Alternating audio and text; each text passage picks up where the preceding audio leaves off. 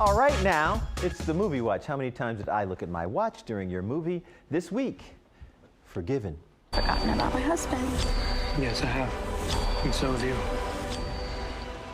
Oh yeah, this is the story of a rich doctor and his wife. They go to a party with some rich friends out in the Moroccan desert. On the way there, they didn't just hit him.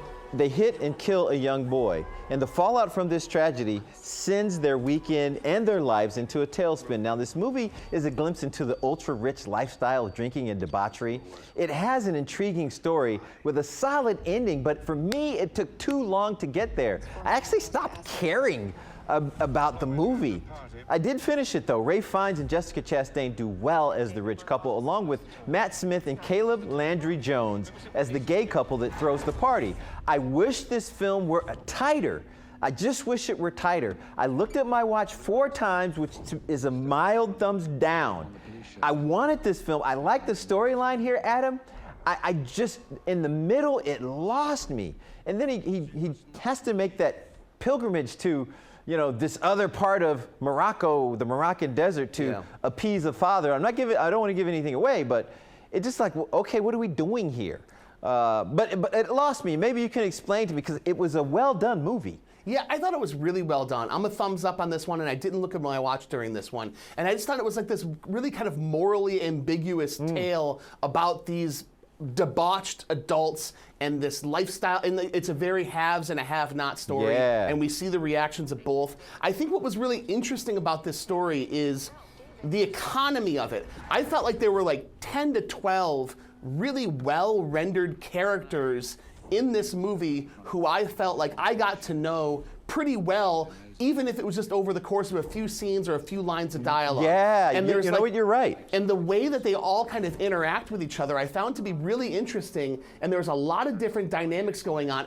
And I thought that that journey that the Ralph Fiennes character had to take with the boy's father was really interesting, because you never were quite sure what angles were being played or what was going to be what was going to happen. Yeah, but Adam, I felt the suspense of the Ralph Fiennes, what he was feeling. Didn't you want more from Caleb Landry Jones's character? I thought he's just the kind of actor that you watch him. You want more from him and his partner. I thought that he played it. I thought that both him and Matt Smith played those roles really perfectly, and the way that they were structured into the story, I felt like there was just enough of them. Especially Caleb Landry Jones, who was playing it like a totally bizarre guy, but you just saw enough of him that it fit into the story really. I was really impressed with the way that this whole thing came together. This one is in theaters. Would you recommend it to people? I would recommend it to kind of maybe art film audiences, cinemaphiles, people who love movies, like love art movies. The opposite of the people that I'm recommending Minions to, I'm recommending this to. If you're willing to take the journey, I found it to be a really interesting one. All right, and full of surprises for me. Good man, good man. All right, another film out this weekend is simply called Mr. Malcolm's List.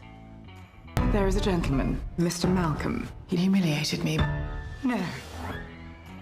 Sophie Durisu and Frida Pinto take the lead of the story of a man who has a list of must-haves for the woman he wants to marry. But when two friends get together and create her, I don't know if love will prevail. Mr. Malcolm's List is a cute period piece. I enjoyed it. It's in theaters right now. When we come back, the controversial documentary Accepted is my pick of the week, critically speaking, next.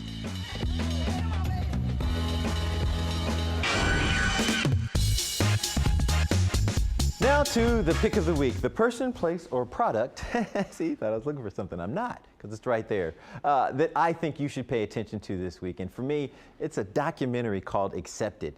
You may remember this school. It's called T.M. Landry Prep School. They got national attention for sending 100% of its high school graduates to college in a tough neighborhood in Louisiana. But New York Times did an expose about physical abuse, questionable transcripts, and it changed everything for this school. Now, the documentary is strangely touching and compelling. It just is. Accepted is in theaters and video on demand this week. The kids, what they go through, the teacher, what he demands of them, just keeps your attention here, Adam.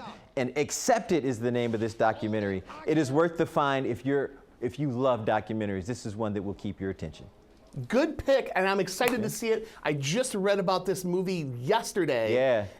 And I'm so, like, you know, we sit here, we come on the air, we talk about movies we've seen. It's my job to watch movies, and I didn't get to that one. And I'm glad that what we do here is we talk to the audience and we let them know, hey man, this is good, this isn't good, and just let people, because there's so much out there. Let them in on stuff. Hey, you let me in on RRR a couple weeks ago, and that movie was a blast. Such a blast. I can't wait for RRR 2. Yeah. You know it's coming. Yes, sir. But my pick of the week this week is Neptune Frost. Another very small movie. It is an Afro-punk, non-musical musical that is about feelings, really. It's about, like, it's about this squad of hackers that is trying to start a revolution, and it's really about kind of a mood. It's a mood piece. It's really wild. It's playing at Cinema Detroit this weekend. It's made by Saul Williams, the kind of aggravator in culture, and it's a really, really interesting story that is really hard to describe.